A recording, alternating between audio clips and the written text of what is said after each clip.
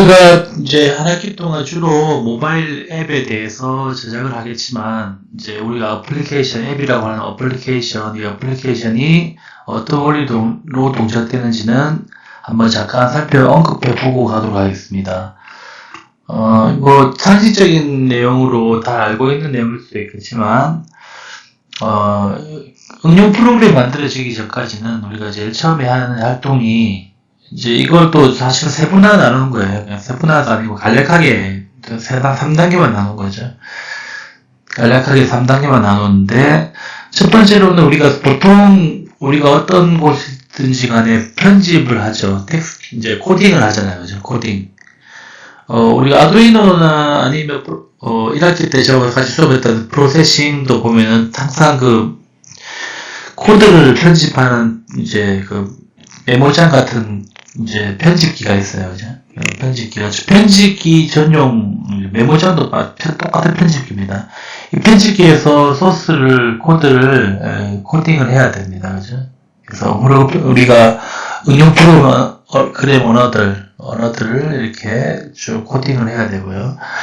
코딩한 것을 이제 목적 파일로 바꿔야 됩니다. 실행할 수 있게끔 목적 파일로 바꾸는 과정을 컴파일 과정, 번역 과정이라고 불러요. 프로그램 할 때 우리가 소스 코드를 번역해서 기계어로 만드는 과정이 필요하다고 했잖아요. 그것처럼 중간에 컴파일 과정이 필요합니다. 그래서 이제 소스 코드를 우리가 편집할 때는 메모장 같은 걸 사용하기도 하고, 에디트 플러스라고 이렇게 빨간색 그림으로 보이는데, 이런 나중에 우리가 실습하게 될 에디트 플러스도 편집기가 있어요. HTML 같은 거 편집할 때, 편이 좀 가벼우면서 되게 빠른 프로그램이기 때문에 에디트 플러스 같은 거 많이 쓰게 됩니다. 어쨌든 메모장 같은 데서도 우리가 소스 코드를 편집할 수가 있어요. 그래서 이거를 우리가 목적 파일을 만드는데 대부분 보면 이게 제가 실행 프로그램을 띄워서 없어 그런데 아두이노 다 해보셨잖아요. 그죠? 아두이노를 1, 2학년 때 다 해봤을 거니까 아두이노 편집기에서 우리 코딩을 하죠. 코딩을 하고 나면 위에 이제 동영상 재생 버튼 같은 것들이 누르는 게 있어요. 딱 누르고 나면 이제 얘가 네모나게 뭔가 실행이 되죠. 실행되고 나면 이제 눌러서 뭔가 프로그래머가 되는 그 과정이 이제 컴파일 과정, 번역 과정이라고 보시면 될 것 같아요. 눈으로보지 않고도 그냥 제가 잠깐 설명드리는 거고요. 지금 제가 이걸 말하려고 할 것이 아니라, 지금 우리가 제작 도구를 살펴봐야 되니까, 우리 이번 학기에 뭘로 수업을 하냐, 어떤 도구를 가지고 우리가 개발할 건지, 이것들을 좀 설명하기 위해서 제가 이 과정을 잠깐 언급을 했던 겁니다. 뒤에 그림을 좀 보시면요. 오른쪽에 보이는 게 보통, 이클립스 화면이에요. 이클립스 화면. 보통 우리가 이클립스라는 이제 툴을 가지고 주로 작업을 할 거고요. 좀 전에 앞 페이지에 보면은, 이클립스, 에디트 플러스라는 걸 또 좀 사용을 할 거고, 메모장도 잠깐 사용을 할 거예요. 그냥 가장 편하기 때문에. 우리가 지금 이제 만드는 것 중에서 HTML을 많이 쓸 거예요. HTML 코드를 태그를 작업해서 우리가 이제 웹페이지를 만들어내고 그 웹페이지를 가지고 이제 안드로이드나 아이폰으로 포팅하는 그런 방법으로 우리가 앱을 제작하려고 이제 우리가 하고 있는데, 이걸 이제 우리가 흔히 소스 코드를 편집하는 이제 편집기, 이 편집기는 사실 메모장을 사용해도 됩니다. 메모장을 사용해야 되는데, 메모장을 사용하고 나면 이 메모장은 그 안에 태그를 적어요. 저희가 좀 실습을 해보면 좋겠지만, 태그를 딱 코딩을 해서 이를 딱 저장을 할 때 확장자를 HTML로 저장을 딱 하면요. 저장을 딱 하면 우리가 실행할 때 HTML로 실행이 되죠. HTML로 실행이 됩니다. 예, 그래서 메모장을 주로 좀 처음에 사용하는 이유는 다른 프로그램을 설치할 필요 없이 윈도우에서 기본적으로 제공하는 메모장이 있어요. 거기다가 코드를 작성해서 특별한 컴파일 없이, 특별한 번역 작업 없이 그냥 제공하고 있기 때문에 그 편집기 메모장을 통해서만 우리가 코딩을 잠깐 적어서 확인하고 웹브라우저 형태로 잠깐 해야 되니까 그럴 때는 이제 메모장을 사용하게 됩니다. 간단한 프로그램일 때는. 근데 이제 이걸 쓰다 보면 이제 오타가 좀 생길 수가 있어요.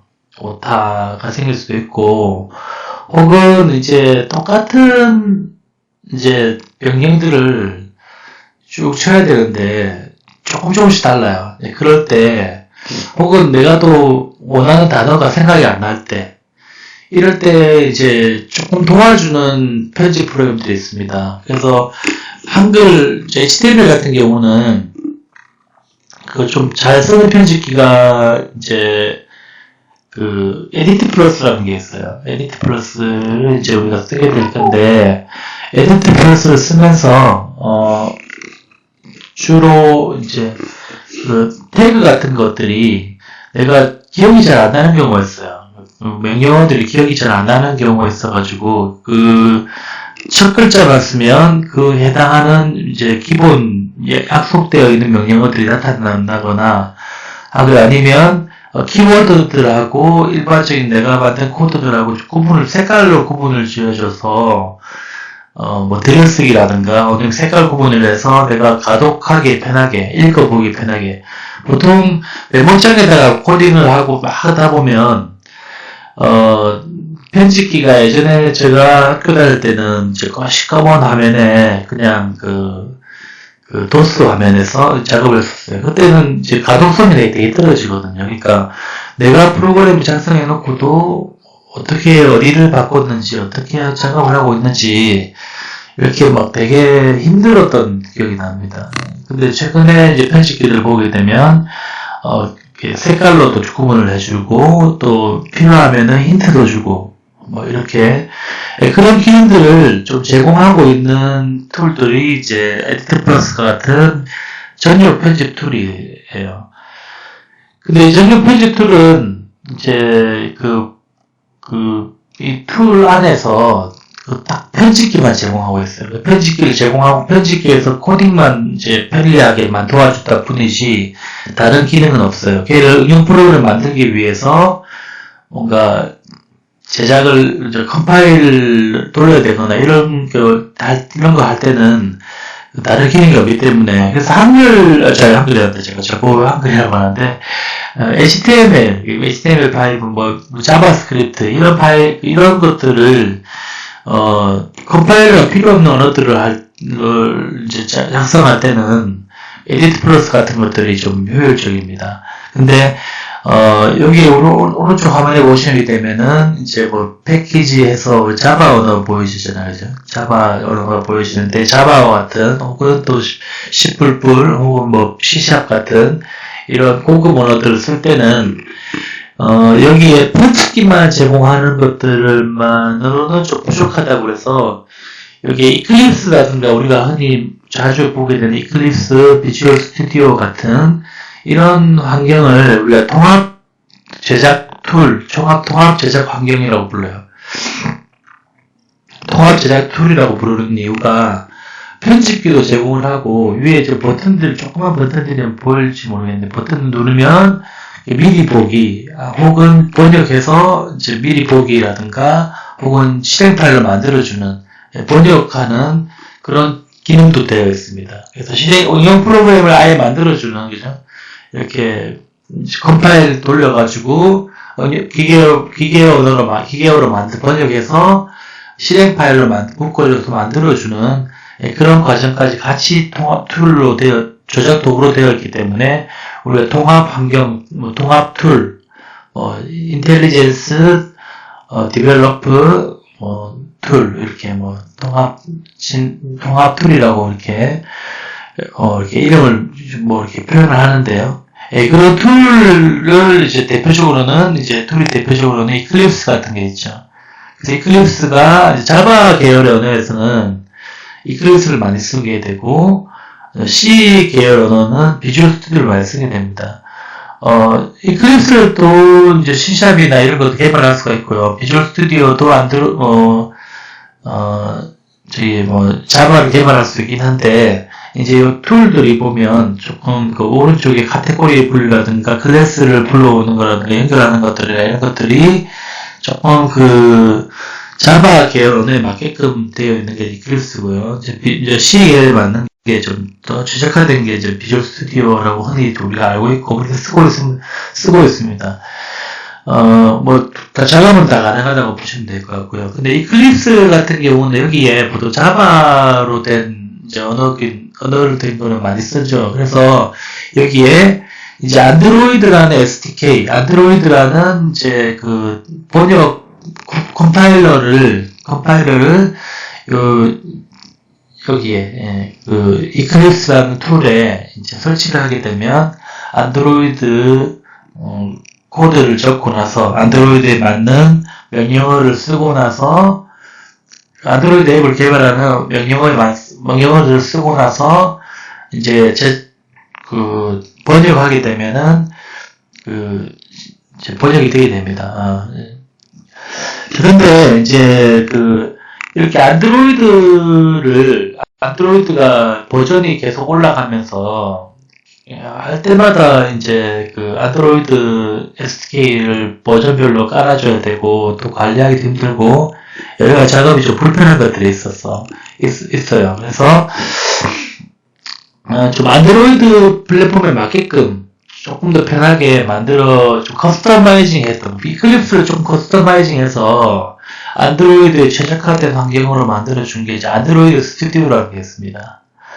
안드로이드 스튜디오로 우리가 작업을 또 실습을 할 수도 있겠지만 안드로이드 스튜디오도 이제 버전별로 오면서 좀 버그도 좀 있고요. 또 이제 우리가 무료 프리웨어를 주로 써야 되기 때문에 안드로이드 스튜디오 같은 경우는 아무래도 우리 각자 학생들 환경에 맞춰가지고 개별로 시도하기가 상당히 어려운 부분이 있어요. 둘 다 어차피 비슷합니다. 환경은 비슷한데, 구조는 비슷한데, 안드로이드 환경에 좀 최적화되어 있는, 안드로이드를 개발하기에 조금 더 편리하게, 안드로이드만 좀 더 편리하게, 그죠? 왜냐면, 이클립스를 쓰는데 나는 자바 JSP를 개발하는데, 안드로이드를 쓰진 않아요. 근데 안드로이드 기능과 JSP 기능도 있고, C++ 언어의 기능도 있고, 이런 기능들을 다 이렇게 넣어놓으면, 나중에 프로그램도 무거워지고, UI도 굉장히 복잡해지고, 그죠? 그래서 나는 안드로이드만 개발하고 싶은데, 여러 가지 기능들이 묻어 있다 보니까, 혼란스러워하는 그런 경우가 있어요. 더 불편한 경우도 있을 수 있어요. 그런 것들을 대비해서 안드로이드 개발할 거면 안드로이드에 맞게끔 편리하게, 안드로이드 환경에 편리하게 이제 만들어주는 그런 것들이 필요할 수가 있습니다. 그래서 이제 우리가 안드로이드 스튜디오를 사용할 수가 있어요. 근데 이제 제가 예상하기로는 안드로이드 스튜디오를 설치하는 과정에서 한번 너무 또 시간을 많이 소요되면 이클립스로 이제 이클립스 환경에서 이제 사용을 가야 될 가능성이 많을 것 같습니다.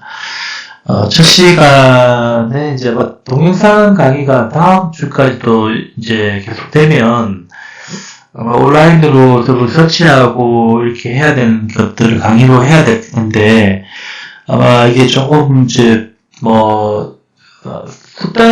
익숙하지 않은 사람들한테는 또 어려울 수가 있어요. 그래서 제가 수업 시간 대면 수업할 때 이렇게 학생 한 명 한 명 보면서 이렇게 사람들마다 행동 패턴이 틀리니까 이것들을 좀 이렇게 지도를 해줄 수가 있는데 동영상으로 좀 한계가 있죠. 그래서 아마 이제 설치하는 것은 혹시 이제 대면 수업 전에 온라인 수업으로 설치를 하게 되더라도 잘 안 되는 사람은 뭐 학교 실습 시간 해도 되니까 너무 조바심 가질 필요는 없고, 그렇게 이제 좀 진행해 따라와 줬으면 좋겠습니다. 어쨌든 여러분이 이클립스가 됐든, 안드로이드 스튜디오가 됐든, 여러분이 이제 거기서 작업하는 그 툴은 여기에 편집기가 제공되어 있고 그 편집을 코드를 작성하기 쉽게끔 편리하게 도와주고 탐색 기능도 있고 카테고리 관리 기능도 있고 또 라이브러리를 불러오는 기능도 있고 또 컴파일하는 기능도 있고 여러 가지 있습니다. 나중에는 이제 웹에 올린다고 이제 JSP 같은 거 할 때는 얘를 웹으로 관리할 때는 웹 그 콘텐츠를 만들 때는 여기에 이제 뭐 서버도 세팅을 하고 또 서버도 연결하고 뭐 그렇게 하는 경우도 있어요. 작업을 하는 경우도 있어요. 아무튼 이제 여러분이 이제 앱을 제작하게 될 때 뭐 여러 가지 이제 이클립스라는 툴을 뭐 사용하게 될 거라는 생각을 해보고요. 이클립스 툴에서 이제 SVN이라고 소스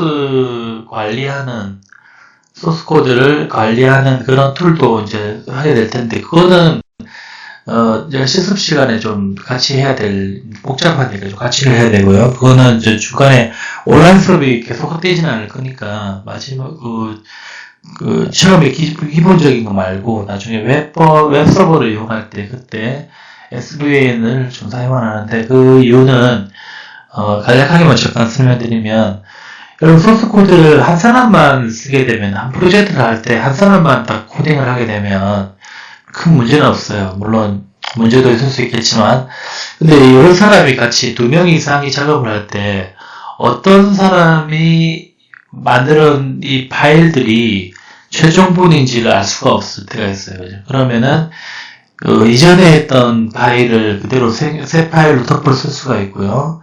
또 남들이 기껏 작업해 놓는 것들을 또 내가 또 이전 파일로 들여놓을 수가 있습니다. 그래서 이런 작업들을 하다 보면 서로 뭐 짜증도 나겠지만 그 관리도 안 되고 그래서 공동으로 작업할 수 있도록 소스를 관리해주는 만약에 잘못 덮어 썼으면 언제 어느 시기에 썼던 것들을 백업하고요. 이전에 했던 걸 백업을 하고 해놓고 백업이 자동으로 되면서 또 누가 언제 어느 곳에서 작업했는지를 좀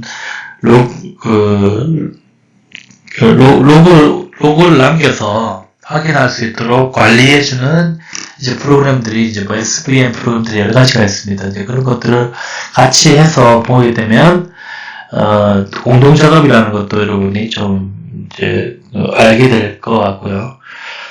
이클립스도 하나의 제작 툴이기 때문에 포토샵이나 일러스트처럼 혹은 파워포인트 엑셀처럼 우리가 소스만 코드만 편집하는 게 아니라 이 툴을 좀 익숙해질 필요가 있어요. 이 툴에 대해서 좀 이렇게 조금의 기능들을 또 많이 해볼 필요가 있습니다. 물론 이제 한 학기 동안 다 하기 힘들기 때문에 그래도 이 환경이 가장 좀 눈을 많이 보고 익숙해 있으면 좋아요. 그래서 이 툴을 잘 쓰고 하는 것도 개발이 한 50% 정도 되기 때문에 툴을 어렵다, 복잡하다, 나중에 이게 너무 복잡하고 어려워서 난 다루기 힘들다 이렇게 포기하지 말고 이 툴을 조금이나마 배우고 아는 것만으로도 개발의 한 50% 정도는 굉장히 유리한 곳에 올라와 있는 거니까 그렇게 여러분들이 좀 잘 따라와 주셨으면 좋겠습니다. 아주 많이는 하진 않을 거예요. 그냥 편집기 이용을 하는 수준에서 하게 돼 있지만 화면을 보고 좀 익숙해지는 게 중요하다고 생각을 합니다. 이 밑에 또 엑스코드라는 거는 이제 상식적으로 말씀드리면 아래쪽에 파란색 A자 모양의 망치되어 있는 이거는 아이폰, iOS 환경에서 쓰는 통합 툴이 이제 엑스코드 이런 것들이 있습니다.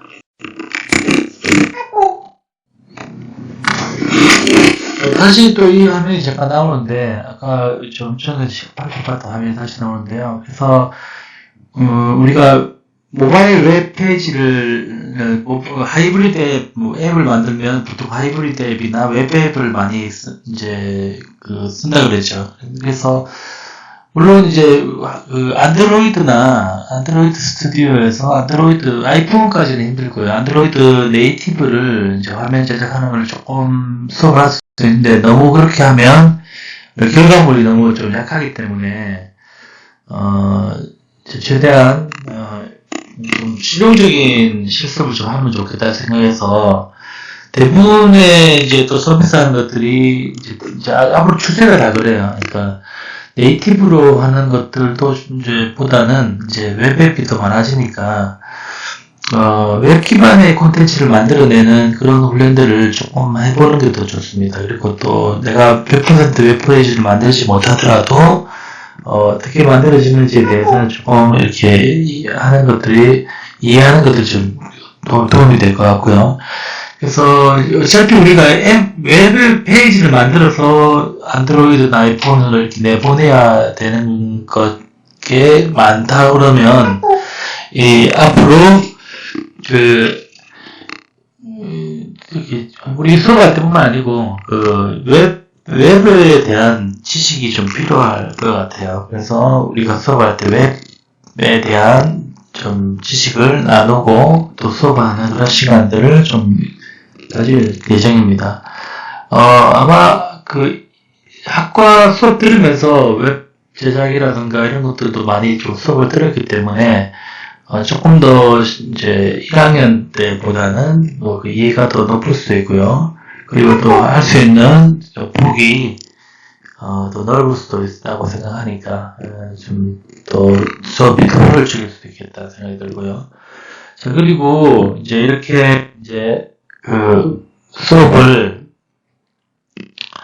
우리가 이제 하게 되면 학문 수업은 이제 이렇게 될 것 같아요. 우리 애플리케이션 제작 도구를 이렇게 활용 사례들 통해서 좀 살펴보는 시간도 있고요. 그리고 이제 아까 말씀드린 대로 이클립스 안드로이드 스튜디오라는 이제 이거 통합 환경 툴을 우리가 좀 배우면서 실습을 좀 해보는 시간도 있는데, 제가 좀 전에 설명했던 것처럼 웹에 대한 기초를 조금 쌓아야 되기 때문에 HTML5 그 다음에 자바스크립트, jQuery 같은 걸로 이제 웹페이지를 만들어내고 또 컨트롤할 수 있는 간단하게 복잡한 거는 하기 힘들어요. 왜냐면 이 자바스크립트라는 부분만 하더라도 굉장히 시간도 많이 소요되고 학문의 깊이가 있는 거기 때문에 다 하지는 못하지만 어쨌든 전체적인 큰 틀에서 여러분들이 경험할 수 있도록 HTML, CSS, 자바스크립트, jQuery 같은 걸로 웹페이지를 만드는 이제 그런 작업들을 조금 실습을 통해서 해볼 거고요. 그 다음에 웹페이지를 클라이언트라고 부를 거나 설명을 드리겠지만, 클라이언트라고 이제 페이지라고 부르는 웹페이지를 클라이언트에 있는 정보들을 이제 서버에 보내는 그런 이제 작업은 또 서버 스크립트라고 해서 이제 또 따로 배워야 됩니다. 그 중에서 이제 가장 쉽게 배울 수 있는 PHP 같은 걸로 해서 우리가 웹 서버에다가 우리가 또 자료를 저장하고 또 불러오는 간단한 실습을 같이 한번 해보면 좋겠고요. 그래서 이제 결국에는 웹 형태로 우리가 한번 만들어 보는 것이 이제 가장 큰 우리의 목표다라고 생각하시면 될 것 같아요. 그래서 아까 좀 전에 이클립스 통해서 이제 툴을 배우면서는 그냥 안드로이드 네이티브의 간단한